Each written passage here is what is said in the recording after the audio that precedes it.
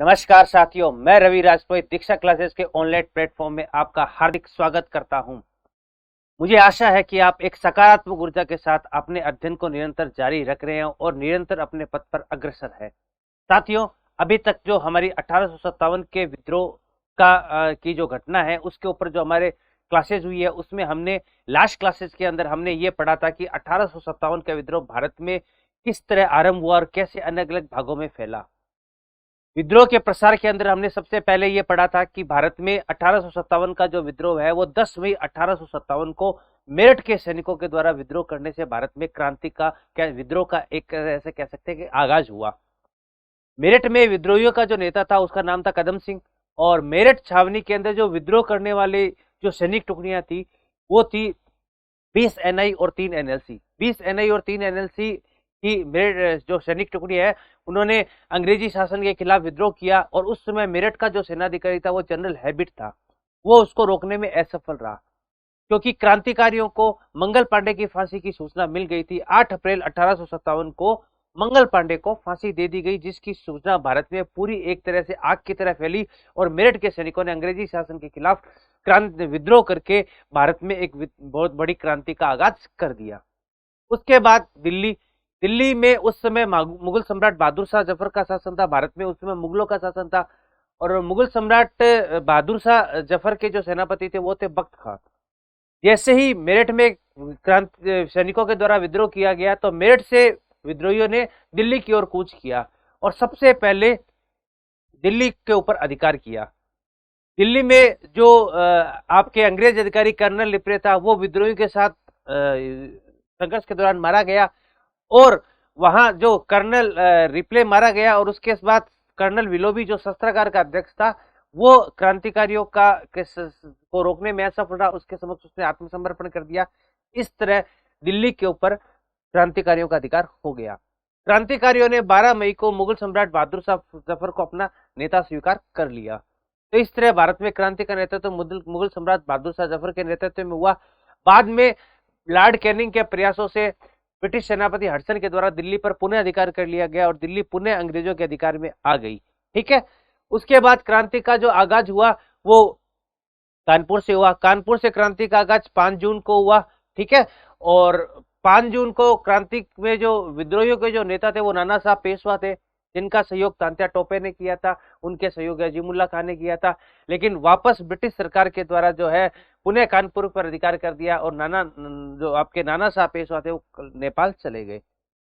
अगर लखनऊ से बात करें तो लखनऊ के अंदर जो क्रांति का जो आगाज हुआ है वो 4 जून को हुआ है। बेगम हजरत महल के नेतृत्व में हुआ था, और बेगम हजरत महल और मौलवी अहमदुल्ला ने मिलकर शाहजहांपुरा में विद्रोहियों का जो है वो नेतृत्व किया था। लेकिन बाद में आपके बेगम हजरत महल भी नेपाल चली गई। उसके बाद झांसी की बात करें तो झांसी में क्रांति का जो आगाज हुआ 5 जून को हुआ, महारानी लक्ष्मीबाई के नेतृत्व में हुआ।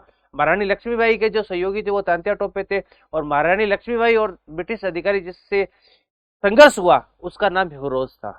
तो इस तरह रानी लक्ष्मीबाई भी जो है वो 1858 को क्रांतिकारियों से लड़ती हुई शहीद हो गई। ठीक है, यहां तक हमने जो है वो विद्रोह का प्रसार पढ़ लिया था। उसके बाद आज हमारा जो अगला रहेगा आपके इलाहाबाद से। इलाहाबाद से तो देखिए, इलाहाबाद से जो विद्रोह का आगाज हुआ था वो हुआ था 20 जून 1857 को।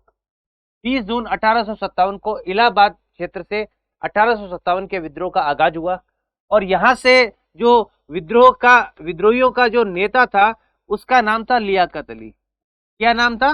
लियाकत अली। लियाकत अली ने यहां से विद्रोहियों का नेतृत्व किया था इलाहाबाद से, और यहां जिस अंग्रेज सेनापति के द्वारा इस विद्रोह को दबाया गया उस अंग्रेज सेनापति का नाम था कर्नल नील। क्या नाम था? कर्नल नील। ठीक है, तो यहां हमारे लिए क्या इंपॉर्टेंट है कि इलाहाबाद से विद्रोह का नेतृत्व किसने किया? तो इलाहाबाद से विद्रोह का नेतृत्व आपके लियाकत अली ने किया। यहां आगाज कब हुआ? तो 20 जून 1857 को लियाकत अली के नेतृत्व में यहां के क्रांतिकारियों ने ब्रिटिश शासन के खिलाफ विद्रोह कर दिया।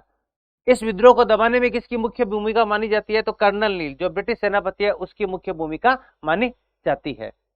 इलाहाबाद के बाद हम ये देखते हैं कि अन्य कई विद्रोहियों के जो स्थल थे जहां पर क्रांति का आगाज हुआ। यानी कि हम ये कह सकते हैं कि मेरठ में, दिल्ली में, आपके लखनऊ के अंदर और कानपुर के अंदर, झांसी के अंदर, ये बहुत बड़े क्षेत्र थे। कई भारत के अन्य छोटे छोटे क्षेत्र थे जहां छोटे बड़े नेताओं के द्वारा विद्रोह का नेतृत्व प्रदान किया, तो उसके बारे में हम पढ़ेंगे। तो अब अगले चरण में हम ये पढ़ते हैं कि आपके जो फैजाबाद, फैजाबाद एक स्थान है, फैजाबाद से जो विद्रोह का नेतृत्व करने वाला है वो कौन है, ठीक है ना।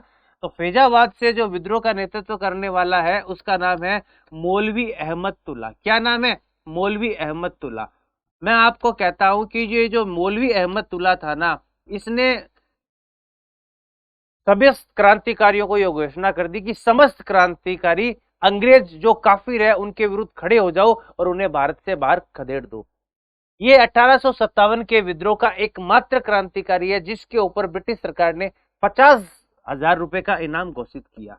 यानी कि ये 1857 के विद्रोह का एकमात्र क्रांतिकारी, ठीक है ना, एकमात्र क्रांतिकारी है। ये क्वेश्चन आरएस के अंदर आया हुआ है, ठीक है ना।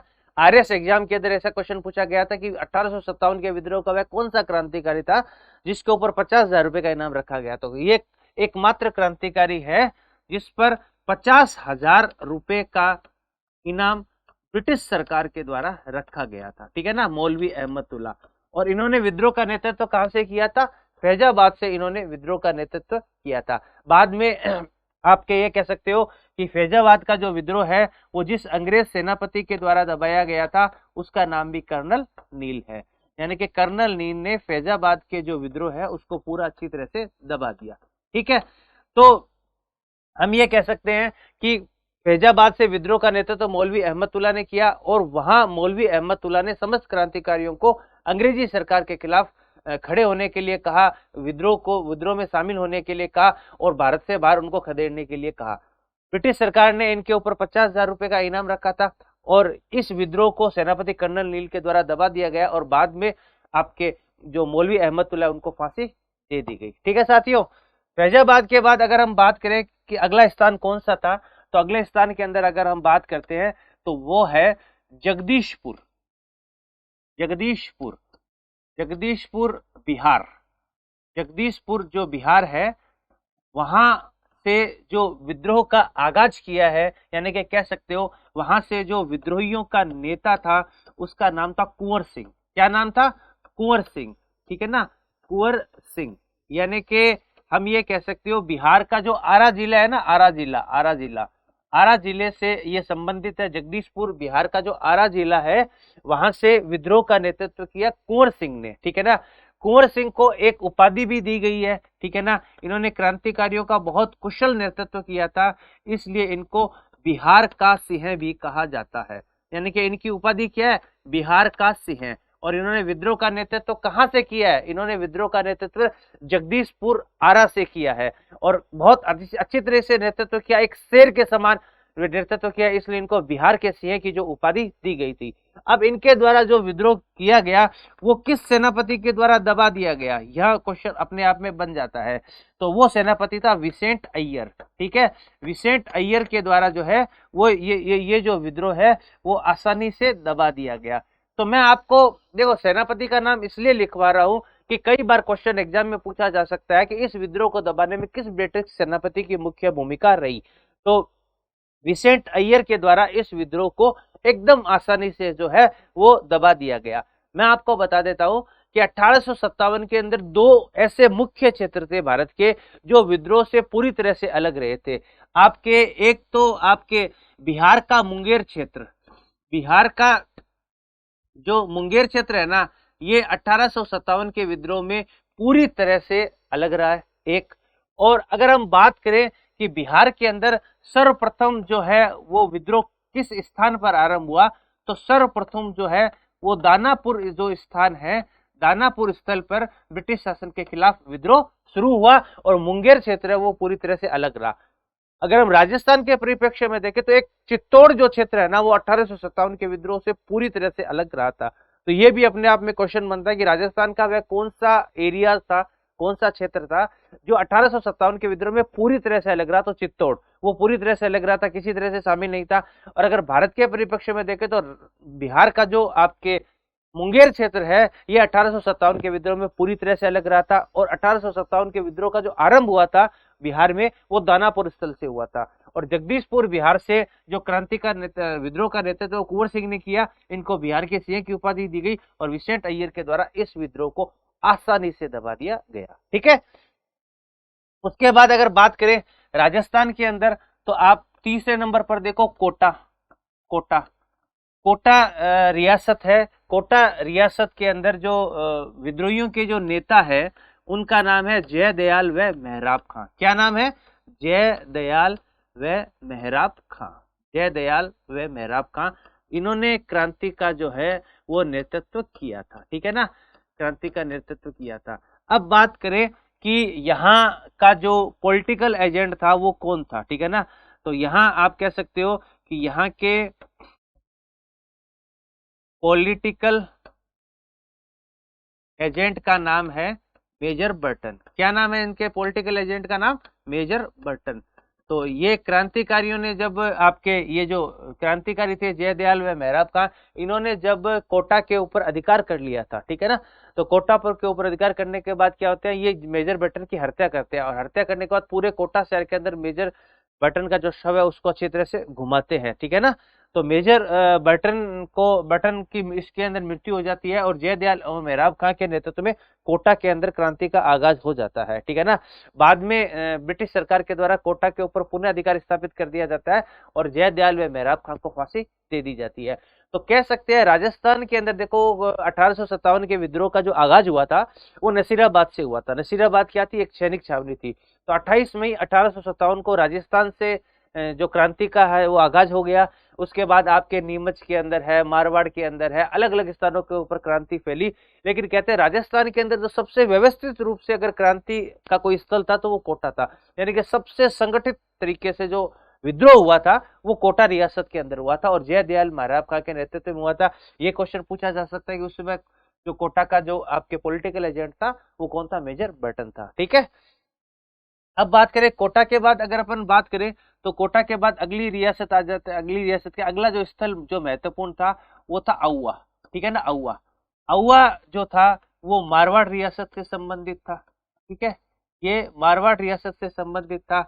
और आउवा रियासत के अंदर जो विद्रोह का आगाज किया था उसका नाम था ठाकुर कुशाल सिंह। किसने किया? ठाकुर कुशाल सिंह ने जो है वो विद्रोह का जो है वो आगाज किया था। ठीक है ना। अब अंग्रेजी शासन व कुशाल सिंह के बीच दो मुख्य युद्ध हुए थे। ठीक है ना, आपके सबसे पहले जो हुआ था वो हुआ था बिथोड़ा का युद्ध, यानी कि 8 सितंबर 1857 को, 8 सितंबर 1857 को बिथोड़ा का युद्ध हुआ। वो अंग्रेज और कुशाल सिंह की सेनाओं के मध्य हुआ, जिसके अंदर जो है वो कुशाल सिंह की जो है वो विजय हुई। ठीक है। उसके बाद आप कह सकते हो कि चेलावास का युद्ध हुआ। ठीक है ना, बिथोड़ा का युद्ध। बिथोड़ा का युद्ध के बाद जो चेलावास का युद्ध हुआ वो भी ब्रिटिश सरकार व ब्रिटिश सैनिकों और इसके कुशाल सिंह के मध्य हुआ। और इसमें भी किसकी विजय हुई? कुशाल सिंह की विजय हुई। ठीक है ना। बाद में क्या होता है कि कुशाल सिंह को अंग्रेजों के द्वारा गिरफ्तार कर लिया जाता है। ठीक है ना। तो पहले आपके ये कह सकते हो कि कोटा के अंदर जो है वो मुख्य भूमिका जयदयाल व मेहराब खान की थी और आउवा के अंदर ठाकुर कुशाल सिंह ने जो है वो विद्रोह का नेतृत्व किया था। और दो युद्ध हुए थे, बिथोड़ा का युद्ध और चेलावास का युद्ध हुआ था। और दोनों युद्धों के अंदर जो क्रांतिकारियों की है जो विजय हुई थी। ठीक है। राजस्थान के बाद अगर अन्य स्थलों में देखें और कौन कौन से ऐसे स्थान थे जहां से क्रांतिकारियों का ने नेतृत्व प्रदान किया, तो हम ये देखते हैं असम। असम से जो विद्रोह का नेतृत्व करने वाला है उसका नाम है मनीराम दत्त। मनीराम दत्त ने असम से विद्रोह का नेतृत्व किया। फिर बात करते हैं सतारा। सतारा से विद्रोह का नेतृत्व किसने किया? तो यहाँ नाम आता है रंगोजी बापू। रंगोजी बापू कौन है? जिसने 1857 की विद्रोह की योजना बनाने में नाना साहब पेशवा की क्या की थी? सहायता की थी, सतारा से। फिर बात करते हैं हम उड़ीसा से। तो उड़ीसा से विद्रोह का नेतृत्व किसने किया? तो उड़ीसा से विद्रोह का नेतृत्व करने वाले हैं सुरेंद्र शाही व उज्जवल शाही। सुरेंद्र शाही व उज्जवल शाही ने उड़ीसा से जो है वो विद्रोह का नेतृत्व किया। उसके बाद करते हैं कि मंदसौर जो स्थान था, मंदसौर स्थान से एमपी में है मंदसौर, मंदसौर से जो विद्रोह का जो नेतृत्व करने वाले हैं वो है शहजादा शहजादा फिरोज शाह। शहजादा फिरोज शाह ने जो है वो मंदसौर से विद्रोह का नेतृत्व किया।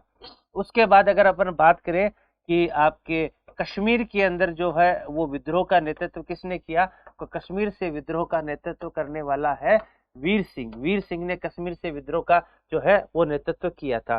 ठीक है, तो इस तरह से हम क्या कह सकते हैं कि भारत के अलग अलग भागों में एक गोवा है, गोवा से जो विद्रोह का नेतृत्व करने वाला है उसका नाम है दीपू जी राणा। दीपू जी राणा ने गोवा से विद्रोह का जो है वो नेतृत्व किया था। ठीक है ना। तो अब जैसे असम से मनीराम दत्त, सतारा से रंगोजी बापू, उड़ीसा से सुरेंद्र शाही व उज्जवल शाही, मंदसौर से शहजादा फिरोज शाह, कश्मीर से वीर शाह और गोवा से दीपू जी राणा, इन अलग अलग लोगों ने भारत के अलग अलग भागों से जो क्रांति का जो है वो नेतृत्व किया था। तो हमने मूल रूप से क्रांति के विद्रोह स्थल में सबसे पहले हमने पढ़ा मेरठ से। मेरठ में जो 20 एनआई 3 एनएलसी के सैनिकों ने विद्रोह कर दिया और उन्होंने फिर दिल्ली की ओर कूच किया, यानी कि मेरठ से विद्रोह की जो तिथि मानी जाती है वो मानी जाती है 10 मई। उसके बाद क्रांतिकारी 11 मई को दिल्ली पहुंचे। 11 मई को उन्होंने दिल्ली के ऊपर अधिकार किया और एक समानांतर सरकार स्थापित की जिसको जलसा के नाम से जाना जाता है। बाद में 12 मई को उन्होंने बहादुर शाह जफर के नेतृत्व में क्रांतिक विद्रोह को लड़ने का निश्चय किया।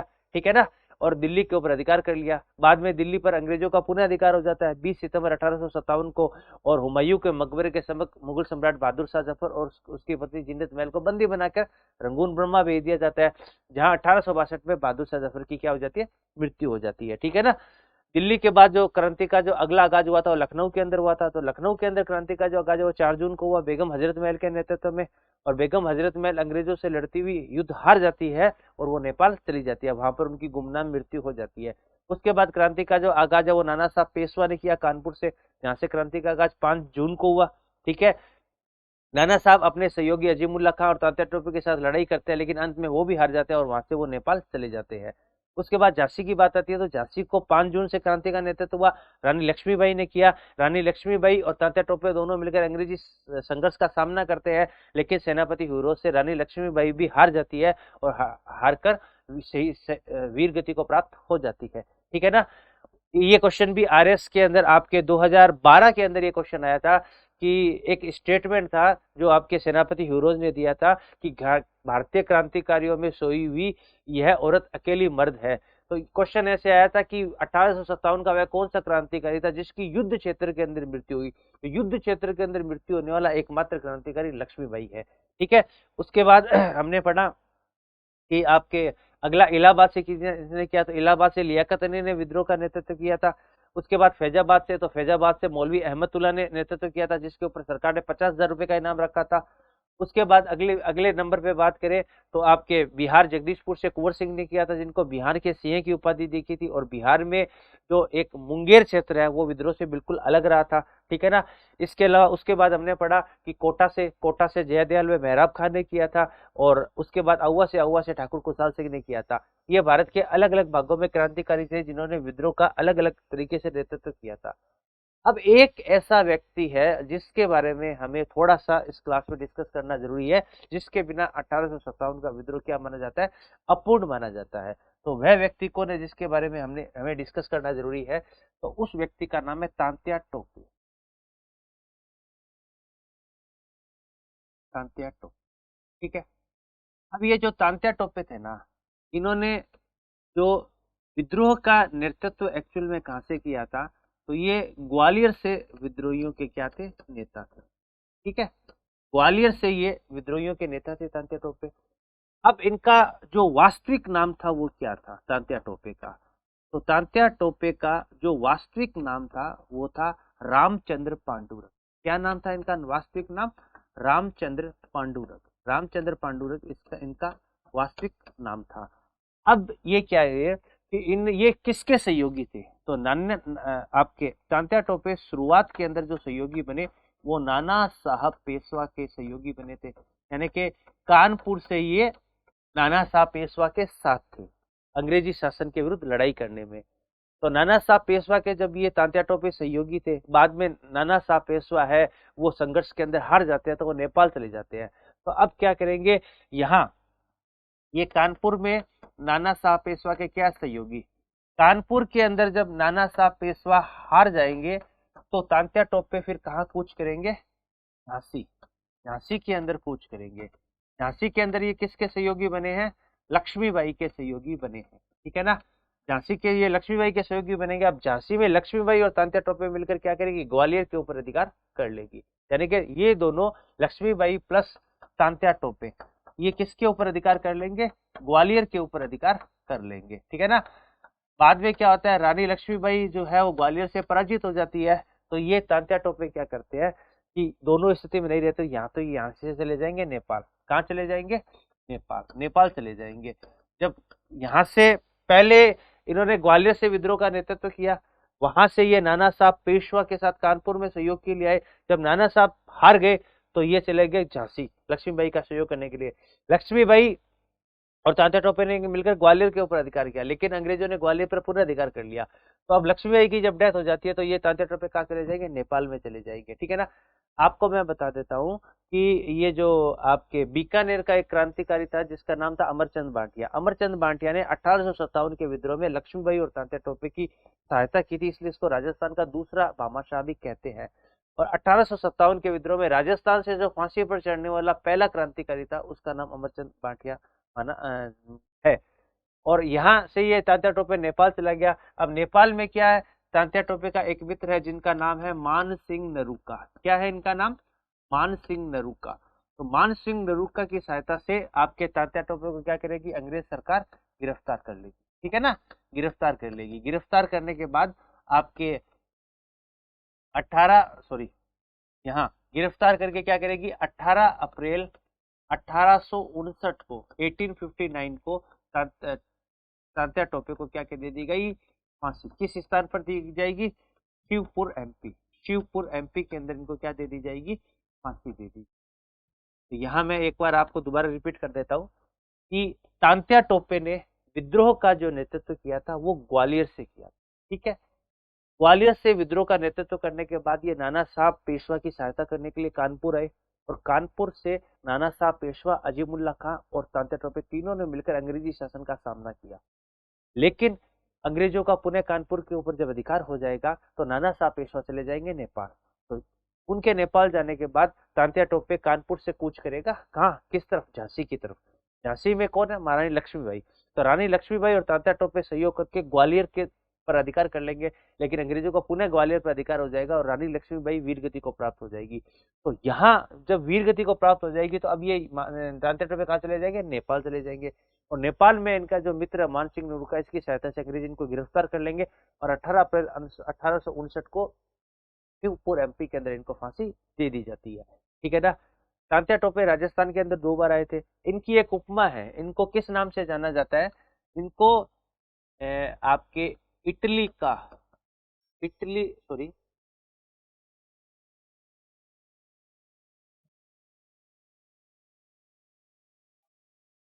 इनको इटली का गैरीबाल्डी भी कहा जाता है।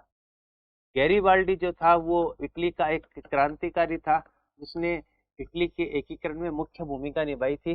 तो जैसे इटली में गैरीबाल्डी के द्वारा मुख्य भूमिका निभाई गई, वैसे ही 1857 के विद्रोह में तांत्या टोपे के द्वारा मुख्य भूमिका निभाई गई, इसलिए इनको इटली का गैरीबाल्डी या भारत का गैरीबाल्डी भी कहा जाता है। साथियों, अभी तक जो भी मैंने वीडियो आपको प्रस्तुत किए, मेरे द्वारा आपको ये अनुरोध किया गया कि इस वीडियो को देखने के बाद अपने आप जो मैसेज बॉक्स है, उस कमेंट बॉक्स है, उसके अंदर आप अपने सुझाव दें।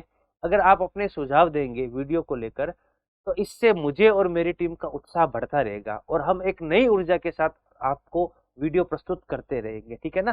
तो मैं आपसे ये आज पुनः आग्रह करता हूँ कि वीडियो को देखने के बाद आप जो कमेंट बॉक्स है उसमें कमेंट जरूर रखें, उसमें जो भी सुझाव है जरूर दें, ताकि आपके वीडियो को अधिक से अधिक बेहतर बनाया जाए और अधिक से अधिक वो परीक्षा के लिए उपयोगी साबित हो। जब तक आपके कमेंट नहीं आएंगे वीडियो को लेकर, तब तक हम ये मानेंगे हम सही चल रहे हैं, ठीक है ना। तो हम ये मानते हैं कि आपके सुझाव हमारे लिए अपेक्षित है। आप जरूर कमेंट लिखें आपको वीडियो कैसा लगा, कोई सुझाव है तो जरूर दीजिए, ताकि आपको हम अच्छे से अच्छी तैयारी कर सके। तो आज साथियों हमारा ये टॉपिक यहाँ कंप्लीट हो जाता है, जिसमें 1857 के विद्रोह को प्रसार को हमने अच्छी तरह से पढ़ लिया। कल हम नई वीडियो के साथ उपस्थित होंगे, जिसमें हम 1857 के विद्रोह की असफलता के कारण और 1857 के विद्रोह के परिणाम को पढ़ेंगे। तब तक के लिए जय हिंद, जय भारत।